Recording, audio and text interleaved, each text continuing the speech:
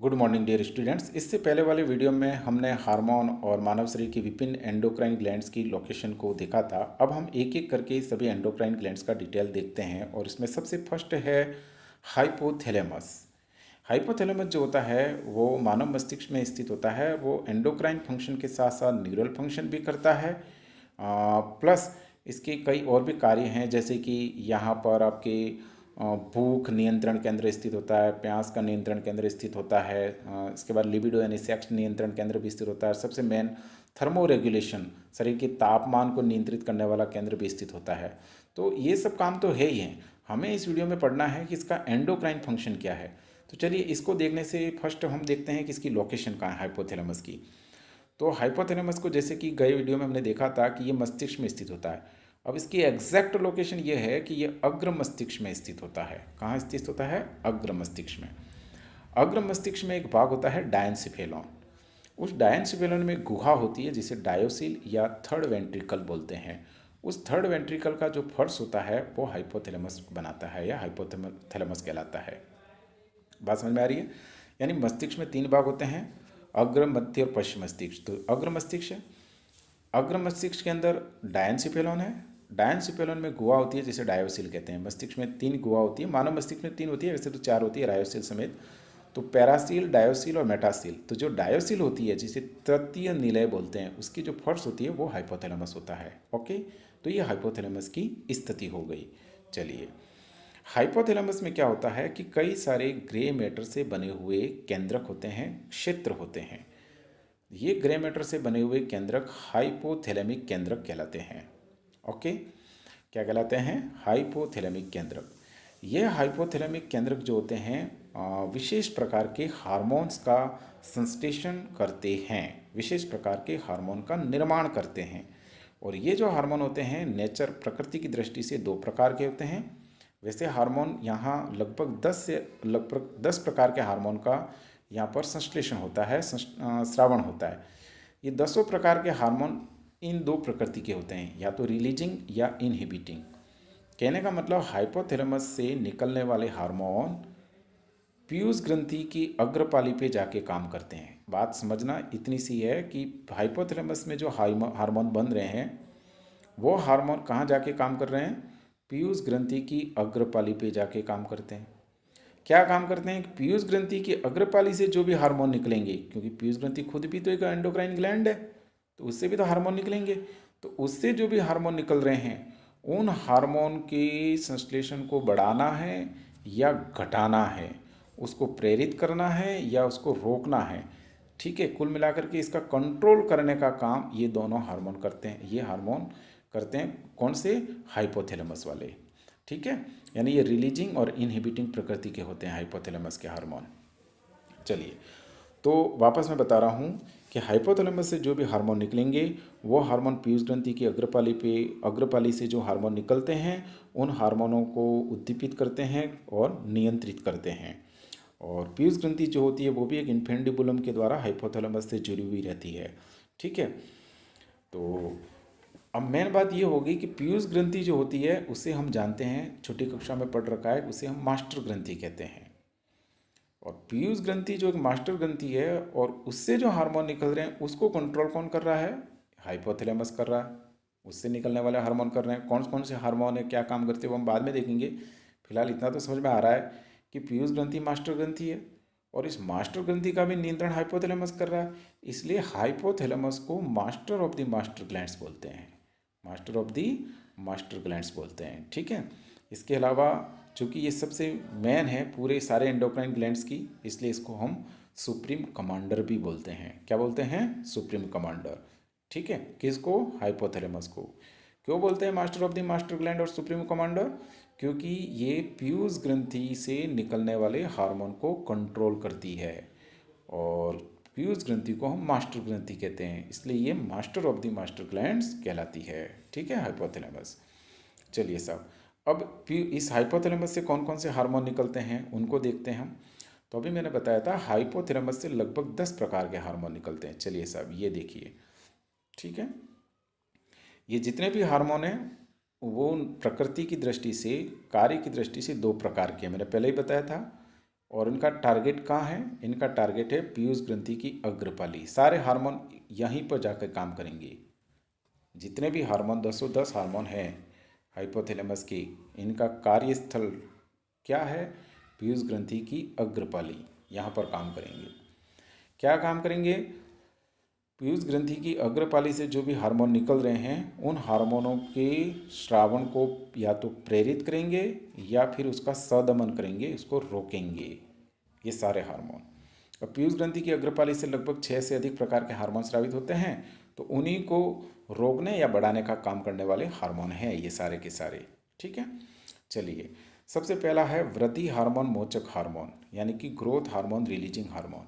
ये जो growth hormone releasing hormone है, पीयूष ग्रंथि की अग्रपाली से जो सोमेटोट्रोपिन वृद्धि हार्मोन निकलता है उसके स्रवण को प्रेरित करता है। दूसरा है वृद्धि हार्मोन निरोधी hormone, growth hormone inhibiting hormone. ये पीयूष ग्रंथि की अग्रपाली से निकलने वाले ग्रोथ हार्मोन के स्रावण को रोकता है, सदमित करता है। थायरोट्रोपिन मोशक हार्मोन टीआरएच, ये थायरोट्रोपिन रिलीजिंग हार्मोन जो होता है पीयूष ग्रंथि से निकलने वाले थायरोट्रोपिन हार्मोन के स्रवण को प्रेरित करता है। क्लियर हो रही बात? प्रोलैक्टिन मोशक हार्मोन, ये सब किसके हार्मोन है? ये सब हाइपोथैलेमस के हार्मोन है। सबके आगे दो ही शब्द लगेंगे, या तो आई लगेगा या आर लगेगा, और हार्मोन वही है पीयूष ग्रंथि के अग्रपाली वाला, बस उसके आगे आई या आर लगा दो तो फिर वो हाइपोथैलेमस का हार्मोन हो जाएगा। प्रोलैक्टिन हार्मोन हाइपोथैलेमस से निकलता है और इसके आगे हमने आर एच लगा दिया, यानी कि प्रोलैक्टिन हार्मोन रिलीजिंग हार्मोन। तो ये प्रोलैक्टिन हार्मोन की श्रवण को प्रेरित करने वाला हार्मोन है। प्रोलैक्टिन कहाँ से निकल रहा है? पीयूष ग्रंथि की अग्रपाली से। Prolactin hormone inhibiting hormone, prolactin hormone inhibiting hormone prolactin hormone के श्रवण को रोकता है। Melanocyte stimulating hormone releasing hormone, melanocyte stimulating hormone के श्रवण को प्रेरित करता है। मेलानोसाइट स्टिमुलेटिंग हार्मोन निरोधी हार्मोन, ये पीयूष ग्रंथि से निकलने वाले मेलानोसाइट स्टिमुलेटिंग हार्मोन के श्रवण को रोकता है।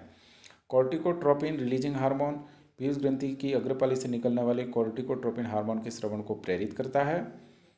इसी तरीके से luteinizing hormone releasing hormone, luteinizing hormone जो कि पीयूष ग्रंथि की अग्रपाली से निकलता है, इस हार्मोन के श्रवण को प्रेरित करता है ये। और follicle stimulating hormone releasing hormone, यानी पुटक स्टिमुलेटिंग हार्मोन मोचक हार्मोन जो होता है वो पीयूष ग्रंथि की अग्रपाली से निकलने वाले follicle stimulating hormone FSH hormone जो होता है उसके श्रवण को प्रेरित करता है। तो कुल मिलाकर के ये जितने भी 10 हार्मोन हैं जो कि हाइपोथैलेमस से स्रावित हो रहे हैं, ये सारे के सारे हार्मोन पीयूष ग्रंथि की अग्रपाली पर जाके काम करते हैं। और उस पीयूष ग्रंथि की अग्रपाली से जो जो भी हार्मोन निकल रहे हैं, जैसे somatotropin, prolactin, corticotropin, LH, FSH, ये सारे पीयूष ग्रंथि के हार्मोन हैं। और उन पीयूष ग्रंथि के हार्मोन को या तो ये स्रावित करने हेतु प्रेरित करेंगे या फिर उसको रोकेंगे, इनहिबिटिंग करेंगे। ये सारे के सारे हार्मोन जो कि कहाँ से निकल रहे हैं? हाइपोथैलेमस से स्रावित हो रहे हैं। तो ये हाइपोथैलेमस की बात कंप्लीट होती है। ठीक है, नेक्स्ट अब हम आते हैं पीयूष ग्रंथि के ऊपर। ठीक है सब, तो पीयूष ग्रंथि को देखते हैं।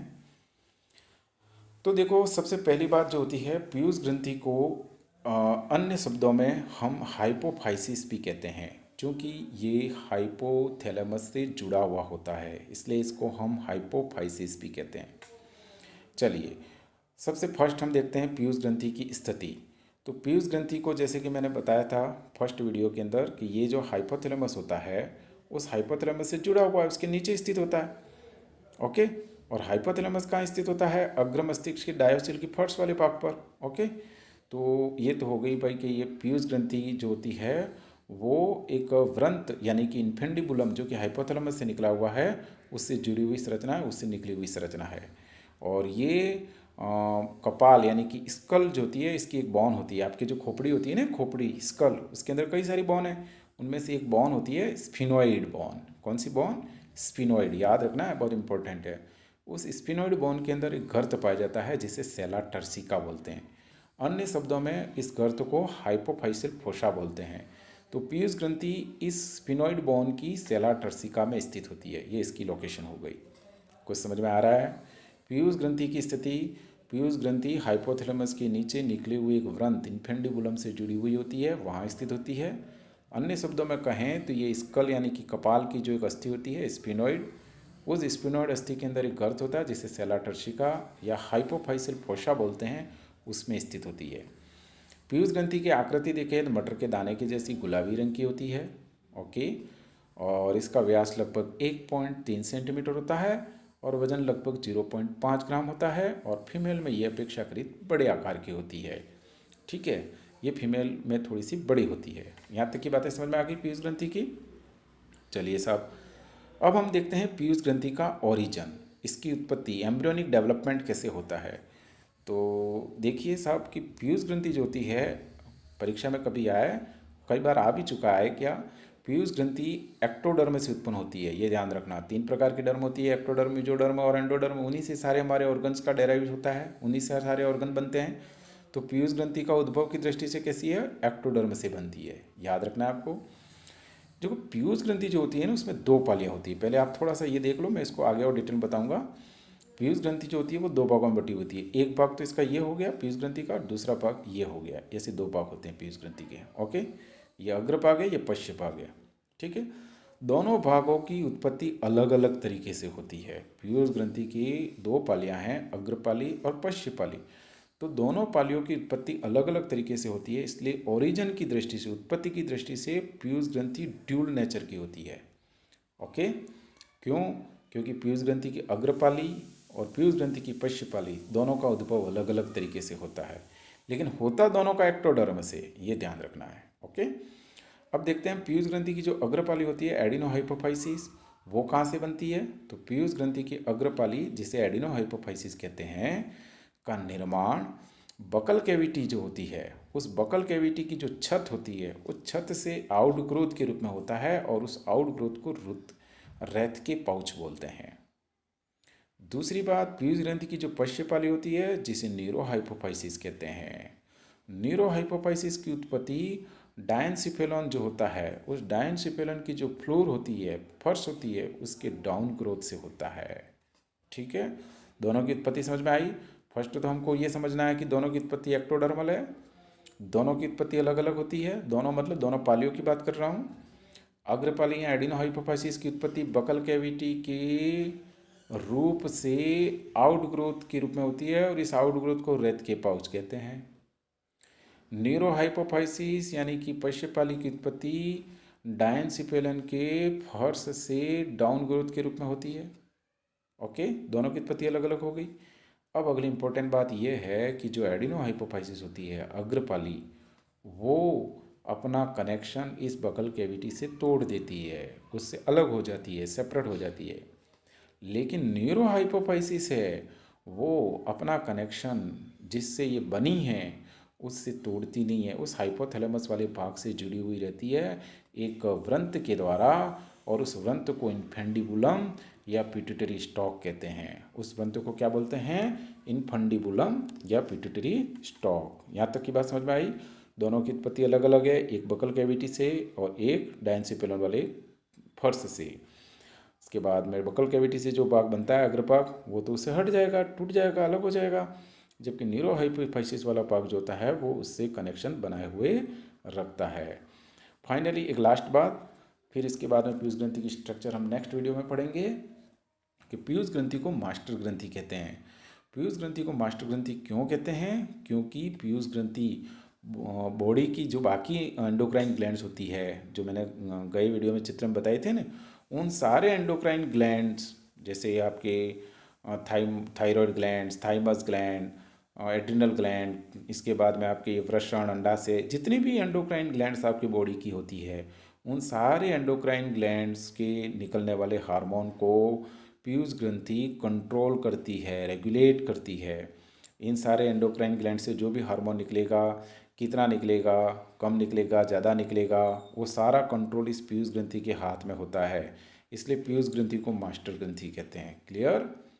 और मास्टर ग्रंथि की भी मास्टर कौन है, क्योंकि ये पीयूष ग्रंथि भी तो किसके अंडर में काम कर रही है, पीयूष ग्रंथि हाइपोथैलेमस के अंडर में काम करती है, इसलिए हाइपोथैलेमस को master of the master glands या सुप्रीम कमांडर बोलते हैं। क्लियर?